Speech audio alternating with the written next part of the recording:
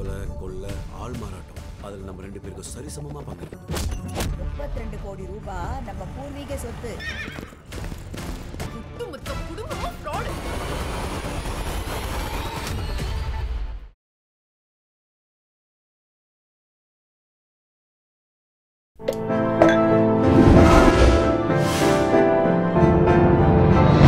சாய் விசித்ரா கதை அவ்வளோ அற்புதமாக இருந்தது. ஆனால் அது மேக்கிங்னு ஒன்று இருக்குல்ல சார், அதில் நான் அது என்ன பண்ண முடியும், ஒன்றும் பண்ண முடியாது. ஒரு கட்டத்தில் இயக்குனருக்கும் எனக்குமானமே ஒரு மனஸ்தாபங்கள் வந்துச்சு. இது என்ன ஆகும் சார், வெளியில் பரவச்சுன்னா படம் நின்று போயிடுறோம், இது படம் சரி இருக்காதுன்றோம், நிறைய பிரச்சனையாகும். அதேமாரி எது மேலே சிறந்த குடும்ப நல்லிக்க படம் அவார்டு வாங்குச்சு, சிறந்த இசைக்கான அவார்டு வாங்குச்சு, தமிழ்நாடு அரசு அவார்டு. அது காதலே நிம்மதி மட்டும் அதுவும் மேக்கிங் தான். இது அவருக்கும் இந்த மாணிக்கம்னு ஒருத்தர் கதை வசனம், இந்திரன் டைரக்டர், அவர் எல்லாமே சரி சரின்ட்டு ஃபைனலில் வந்து பிரச்சனை இவங்களுக்குள்ள. ஒரு நல்ல அருமையான ஒரு சின்ன நாட்டு அழகான கதை சார். அது ஓடலைங்கிறது வந்து அப்பயே என்ன ஓடும் தான் நினச்சோம், அது என்னுடைய தவறாகி போச்சு. அதேமாதிரி சேது படம் பார்த்துட்டு எனக்கு அது அவர் அவ்வளோ திருப்தியாக இல்லை சார். ஆமாம் சார், விக்ரம் போட்டு எனக்காக வெயிட்டிங்கு சுப்ரகீத் தேட்டரில். எனக்கு அவ்வளோவா கந்தசாமியெல்லாம் எப்படியாவது ஒன்று எடுத்து பண்ணணும் அப்படின்ட்டு பார்க்குறேன். பட்டு என்னவோ தெரில, எனக்கு அது பிடிக்கல. அப்புறமா தான் அது மிகப்பெரிய வெற்றியாச்சு. நான் அடிக்கடி சொல்லுவேன், எதை எங்கேயோ ஒருத்தர் தவறும் இல்லைங்களா அதில். அது மாதிரி இது விக்ரம் என்ன சொன்னீங்க சேது பார்த்துட்டு? அதான் சார், நான் கொஞ்சம் சரி, அவருக்கே அது அதில் கூட வருத்தம் இருக்கலாம். நான் அவ்வளோ பெருசாக, ஆனால் ரொம்ப மோசமாக இல்லைல்ல, என்னவோ தெரியல எனக்கு. என்னால் சரியா இப்போ இதாக. ஆமாம், இப்போ வெற்றி படம் தான், நான் போய் கூட சொல்ல இப்படி ஓடிச்சு, அதெல்லாம் கிடையவே கிடையாது.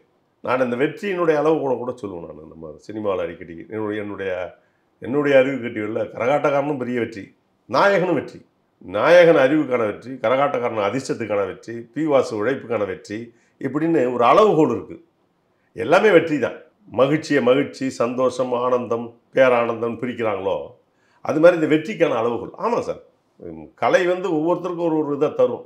அவ்வளோ நம்பிக்கை வச்சிருந்த சிவசக்தி பாண்டியன் விட்டு ஏன் விலகினீங்க? தங்கர் பச்சன் வந்து அவர்கிட்ட என்ன சொல்லியிருக்காரு, பாண்டியன் சார் என்கிட்ட வருத்தப்பட்டார், தங்கர் பச்சன் கோவப்பட்டார், நீ வந்து எல்லாரையும் நீ ஸ்பாட்டில் வந்து மிரட்டுறதால் தான் படம் காதலே நிம்மதி படமே அதனால தான் ஓடலைன்ட்டு. நான் அதான் சொல்கிறேன்னே, ரொம்ப ஸ்ட்ரிக்டாக இருப்பேன். காதலே நிம்மதியில் ஒரு கேமராமேன் அவங்க வந்து ஃபேமிலியோடு தங்கியிருக்காரு. நாங்கள் ஷூட்டிங் வந்து நாகர்கோவிலில் தங்கியிருக்கோம், கன்னியாகுமரிக்கிட்ட ஷூட்டிங்கு ஒரு 30 கிலோமீட்டர், 2 மணி கால் ஷீட்டு. அவங்க ஃபேமிலி வந்து சுற்றி பார்க்கணுன்னாரு, கார்லாம் கொடுத்தாச்சு, சுற்றி பார்த்துட்டு வராங்க.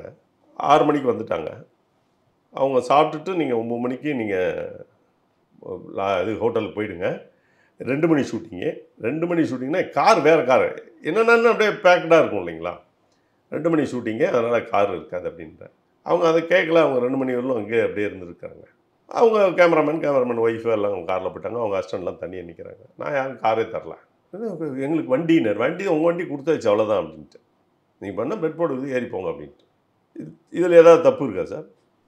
அவ்வளோதான், அதான் பண்ண முடியும். இங்கேருந்து இப்போ 2 மணிக்கு ஷூட்டிங் முடிச்சு கொண்டாந்து 3 மணிக்கு விட்டுட்டு திரும்ப 3 மணிக்கு புறப்பட்டு அவன் டிரைவர் 4 மணிக்கு வந்து பிக்கப் பண்ணாலாம் சரி வருமா சார்? இதே தான் மன்சூர் அலிகான் வந்து அப்புறம் அறிமுகம் வேலை கிடச்சிச்சில. குற்றாலத்தில் தங்கியிருக்கோம், திருநெல்வேலி தலவாய் ஹவுஸில் ஷூட்டிங்கு 60 கிலோமீட்டர் போகிறோம். எல்லாமே காலையில் டிஃபன் எல்லாம் காலையில் டிஃபன்லாம் காலையில் எடுத்துன்னு போயாச்சு. யாருக்கு முடியுதோ இவங்களாம் அடியால் இந்த இதில் நடிக்கிறாரு. எல்லாமே அடையாளம் முடிஞ்சிச்சு. மத்தியானம் 2 மணிக்கு அமிச்சாச்சு. இவர் மட்டும் போகவே மாட்டுறாரு. போகலாம் அப்படியே சுற்றி வந்துருக்காரு. எல்லா வண்டிக்கும் சொல்லிட்டேன், இவரை ஏற்றவே ஏற்றாதீங்க, ஏற்றினீங்கன்னா நான் ஊருக்கு கிளம்பி போயிடுவோம் அப்படின்ட்டு. ஏன்னா நம்ம சொல்கிறோம் கேட்க மாட்டேங்கிறார். விட்டு வந்தாச்சு சார், திருநெல்வேலியில் விட்டு வந்து 2 மணிக்கு மன்சூர் அலிகான் விட்டாச்சு. திருநெல்வேலியில் அவர் இறக்கி விட்டாச்சு, வண்டியோடு வந்துட்டோம். காலையில் என் ரூமில் வந்து இப்படி நிற்கிறாரு. இது மாதிரியான வேலைகள் தான். இது சரியாக தப்பாலாம் தெரியல எனக்கு. இது சரி, அவ்வளோதான். நான் என்ன தனியாக வண்டி கொடுக்க முடியல சார். அவங்களுக்கும் வண்டி, இப்போ டேரக்டர் அந்த டீம் ஒரு வண்டி எழுதி நோட் பண்ணி அவங்களும் டிரைவருக்கு இன்ஸ்ட்ரக்ஷன். நான் உதயசங்கர் சார் எல்லாத்தையும் சொல்கிறேன், பிடிச்சிட்டேன். அவரை ஏற்றுனீங்கன்னா நான் இங்கேருந்தே இப்படியே கிளம்பி போயிடுவேன்.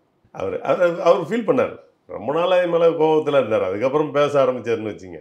தொழில் அப்படி தான் பண்ண முடியும் சார். ரொம்ப கொஞ்சம் சரியாக இருக்கும். நான் முரளி சார்ட்லாம் பேசுவோம், நடிகர்கிட்ட யாருமே பேச மாட்டான்.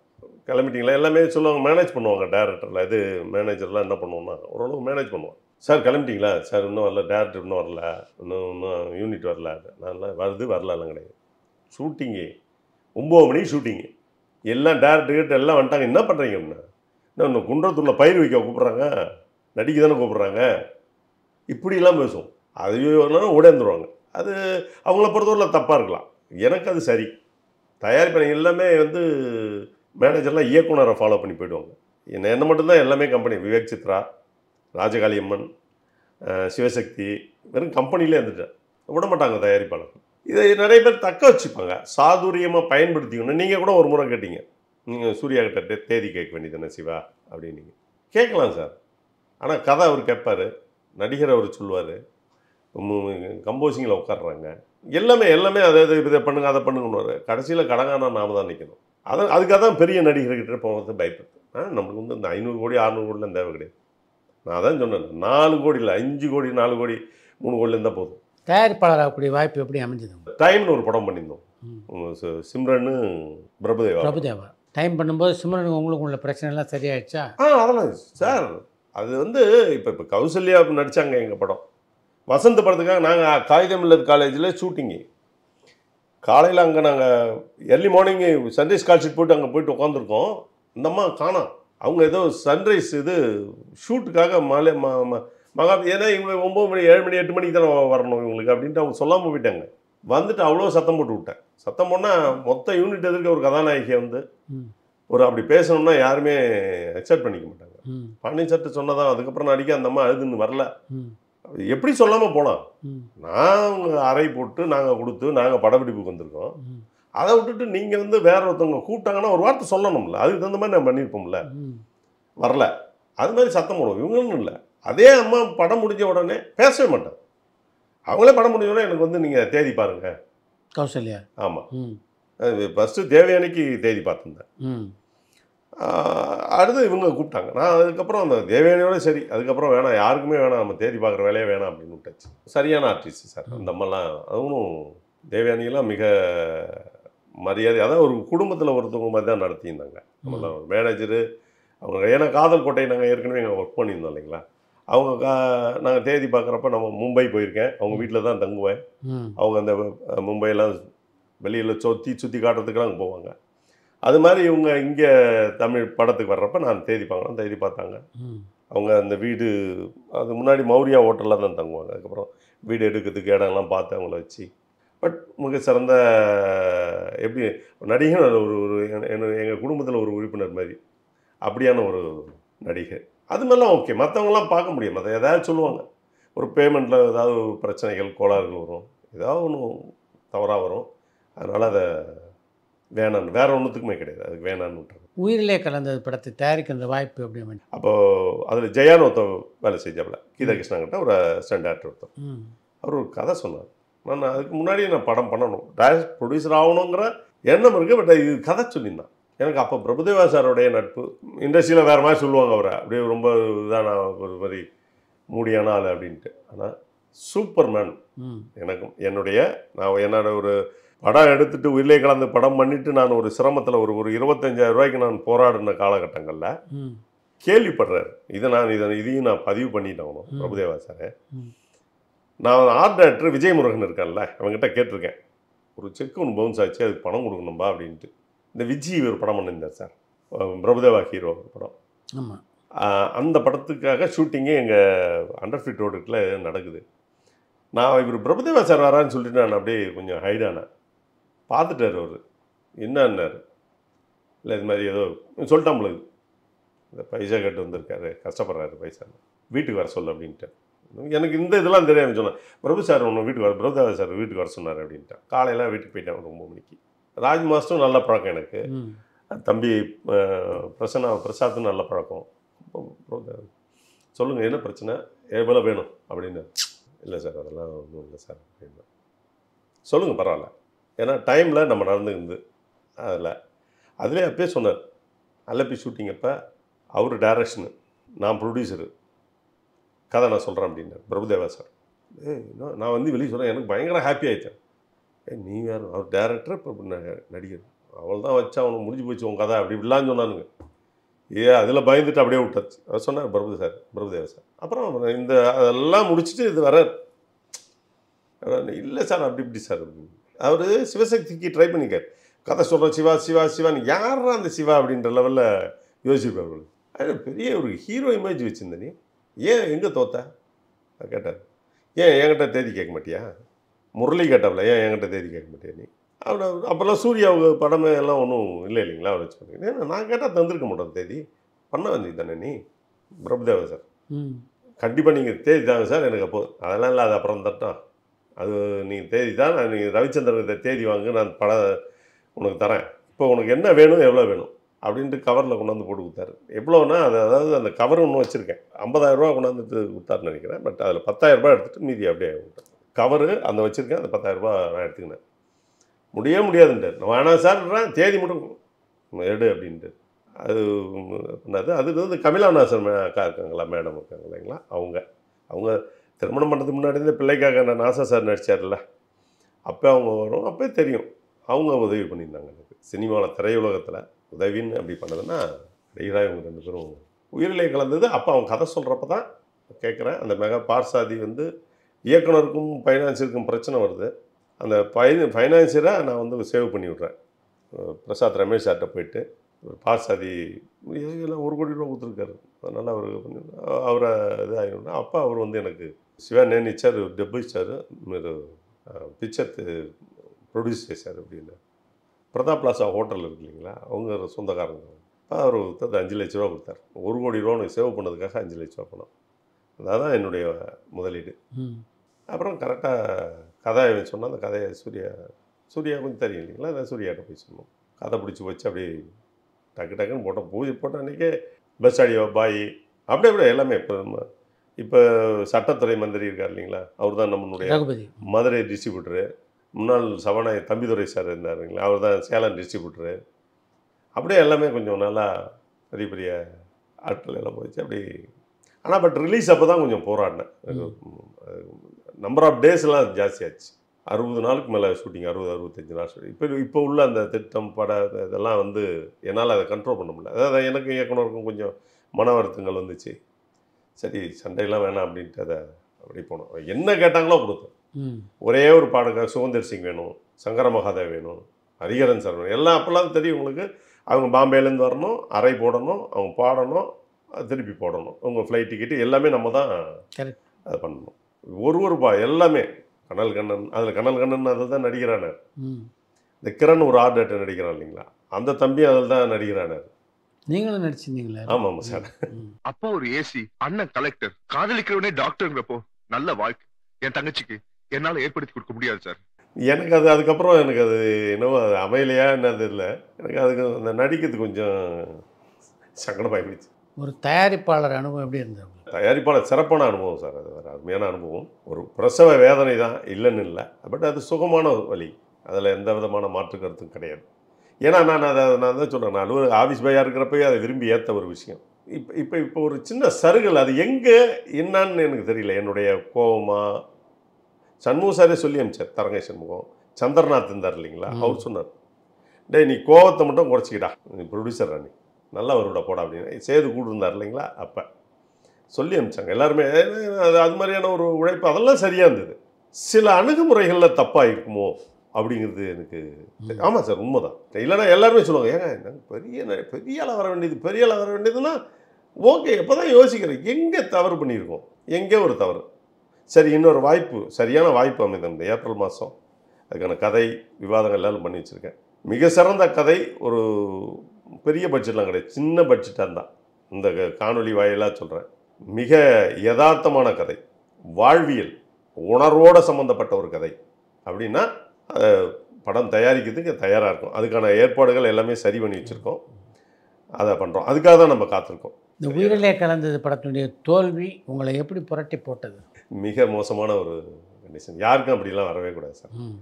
அதாவது அடிமட்டத்தில் இருந்து ஒரு சும்மா 100 ரூபா சம்பளம், 100-200 ரூபா சம்பளத்திலேருந்து ஒரு தயாரிப்பாளருங்கிற ஒரு மிகப்பெரிய, அப்போ வந்து முரளி சார் சொல்கிறாரு, எல்லாமே முரளி சார் இருக்கிறார்ல சொல்கிறார், 13 படம் தான் எடுத்துன்னு இருக்காங்க. அப்போ டிஸ்ட்ரிபியூட்டர் வந்து எம்ஜி வாங்குறதில்ல, டிஸ்ட்ரிபியூஷன் தான் வாங்குறான், இப்போ போய் ஏன்டா எடுக்கிற அப்படின்னு கேட்குறாரு முரளி சார். ஏன்னா முரளி சார்லாம் நான் ஆஃபீஸ் பாய், முரளி சார்லாம் இருக்கிறப்ப நாங்களாம் நான் இப்போ காப்பி டீ கொடுப்பா ரொம்ப இதாக இருப்போம். ஆடிட்டர் சேஷாத்ரி சாரை சொல்லணும். ஆடிட்டர் சேஷாத்ரி சொல்லுவார், நீ படம் பண்ணினா நான் தானே ஃபைனான்ஸ் பண்ணுவேன் உனக்குன்னு. இவங்களை அவ்வளோ பெரிய பெரிய பெரிய ஜாம்பவான்கள் பாவம் அவர் சொன்னார் முரளி சார். பட் எனக்கு அந்த லெவல்லேருந்து அப்படி வந்துட்டு திரும்ப அதை விட ரொம்ப மோசமான நிலை. 200 ரூபாயாவது மாதம் கிடச்சிது, அது கூட இல்லாத ஒரு சூழல். கொடுமை. என்ன சார் 2 கார் 3 கார்னு பார்த்தா என்னுடைய மனைவியுடைய அந்த கென்னடி கொண்டா இருக்குல்ல, அதை வச்சு தான் எனக்கு புரியல. என்னுடைய திருமணம் வந்து சாமிமலை நடந்தது. திருமணத்துக்கு நான் யாருக்குமே அறிவிப்பு இல்லை.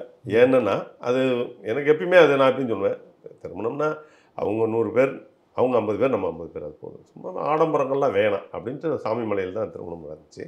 இதை கேள்விப்பட்டு இயக்குனர்கள் ஜனநாதன், சக்தி சிதம்பரம், பிரவீன் காந்தி, ரவிச்சந்திரன், அழைப்பே இல்லாமல் வந்த அத்தனை இயக்குனர்கள், நிறைய இயக்குனர்கள் வந்தாங்க. ஒரு 6-7 இயக்குனர், தங்க பச்சான் எல்லாமே வந்தாங்க. அப்போ நான் வந்து பிரவீன் காந்தி கிட்ட கேட்குறேன், அதெல்லாம் என்ன கைமாறு செய்ய போகிறோம் தெரில, கூப்பிடாமே வந்து எனக்கு ரொம்ப வெக்கமாயிடுச்சு, அசிங்கமாயிடுச்சு. அப்போ சார் ஒன்றுமே வேணாம், நான் படம் செஞ்சால் ஒரு படம் ஒர்க் பண்ணி கொடு அப்படின்னாரு. என்னங்க டைரக்ஷன் மாதிரி சொல்கிறீங்க அப்படின்னு சீரியஸாக சொன்னார் பிரவீன் காந்தி. அப்படி ஒரு பேர் எடுத்து சரண் டைரக்டர் இருக்கார் இல்லைங்களா, அப்போ இயக்குனர்கள்லாம் ஒரு படம் வேலை செய்ய அப்படி சொல்லியிருந்த இயக்குனர்கள் இந்த படத்துக்கு அப்புறம் நான் போய் வேலை சரண் மகன மகேந்திரன் நான் போய் நிற்கிறேன், அதாவது ஒர்க்கு சொல்லுங்கள் அப்படின்ற லெவலில் எந்த வேலை என்னை தேடி வந்ததோ நான் வேலையை தேடி வரப்போ கிடைக்கவே இல்லை சார்.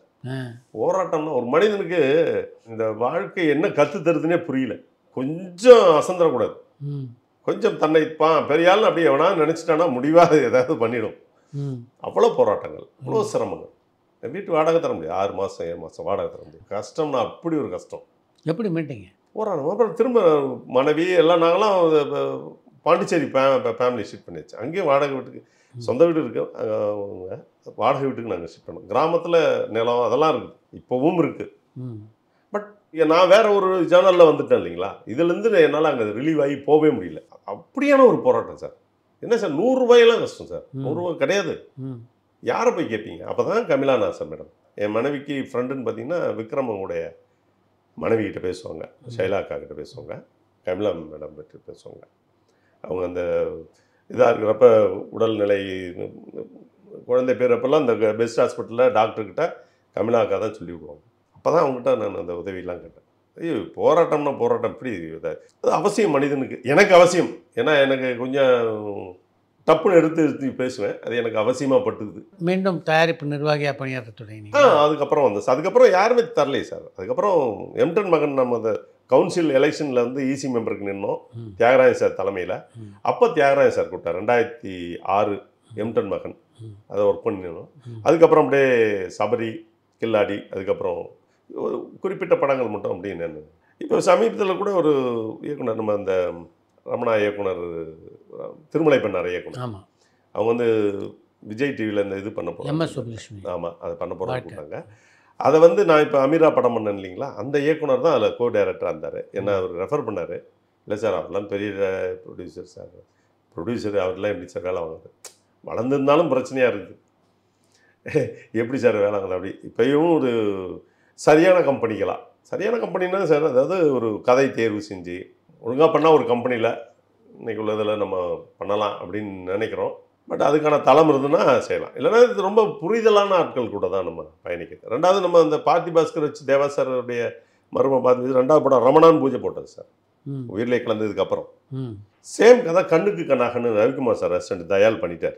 இந்த கதை என்னவோ அதே கதை அது, அதனால் அது அப்படியே நின்று கம்போசிங்லாம் பண்ணோம். ரஜினி சார் டாக்டர் ஐஸ்வர்யா அவங்க ஒரு பாடல் பண்ணாங்க, ஃபர்ஸ்ட் பாட்டு அவங்க தான் பாடினாங்க அந்த படம். அவர் பார்த்தி பாஸ்கர் அவர் தான் இயக்குனர்.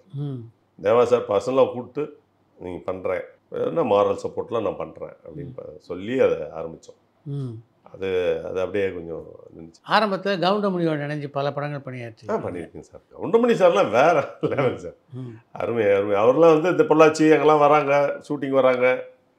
இப்போ இந்த 3ஆம் மணிதெல்லாம் வர்றப்பெல்லாம் ஒரு காரு உள்ளே பானட்லாம் ஏறிட்டேன் சார். மாயவரத்தில் இதெல்லாம் ஷூட்டிங்கு டி ராஜேந்தருக்கு அப்புறம் மாயவரத்தில் வேறு யாரும் ஷூட்டிங்கே பண்ணலை, இந்த ரவிச்சந்திரன் தான் போய் பண்ணார். ஏகப்பட்ட பேர் ஏறிட்டாங்க. டேய் முதல்ல இதெல்லாம் அவருக்கு அவர் தான் சினிமாவில் பண்ணுற மாதிரியே பண்ணார்.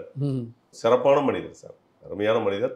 உச்சாணி கும்பல இருந்தால் கூட அவர் தன்னை தொழிலுக்காக அப்படி ஒரு இது பண்ணவர். கவுண்டமணி சார்லாம் அதெல்லாம் நேவரில் அவர் இன்னும் ஹீரோவை நடிச்சு போயிருக்கிறாரு. ஒத்த ஓட்டு முத்தையா அது மட்டும் போயிருக்காரு. இந்த 38 வருட சினிமா அனுபவம் உங்களுக்கு சொல்லி கொடுத்த பாடம்னா எதை சொல்வீங்க?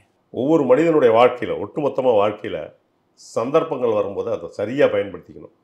சரியாக பயன்படுத்த தவறினால் மீண்டும் அந்த சந்தர்ப்பம் வருவதற்கான வாய்ப்பு இல்லை. அதை எதிர்காத்து நீ இருந்தால் கூட வராது. ஒரு வேளை வாழ்க்கை முழுமை வாழ்க்கைன்னா உனக்கு கற்றுக் கொடுக்குற பாடங்கள் அது நம்ம உங்களோட பேசும். இந்த பிரபஞ்சம் பேசும் உங்களோட. அதை புரிஞ்சுக்கணும். நீ மிஸ் பண்ணிட்டேன்னு அதே மாதிரி நிறைய பேர் நான் இப்போ எனக்கும் நான் சொல்கிறேன், மற்றவங்களும் சொல்ல மாட்டேன்ல, எனக்கே நான் சொல்லிக்கிறேன். சரியான சந்தர்ப்பங்கள் இன்றைக்கி எடுத்துங்க சார். விக்ரம், அஜித்து, சூர்யா இவங்களாம் மிக என்னுடைய அடுத்த சர்க்கிள், என்னுடைய க்ளோஸ் சர்க்கிள். சூர்யா வச்சு படம் பண்ணிச்சு. அஜித் கூட அப்படி ஒர்க் பண்ணியிருக்கோம். விக்ரமுக்கு தேதி பார்த்துருக்கோம். குழந்தைங்க கொண்டு ஸ்கூல்லலாம் விட்டு வந்துருக்கேன் நான். அந்த மாதிரியான ஒரு பழக்க வழக்கங்கள் குடும்பத்தில். இன்றைக்கும் அவங்க மனைவி ஷைலாக்கா டேய் சிவா அப்படி வா அப்படின்னு அந்த ரேஞ்சுக்கு பழக்கம்.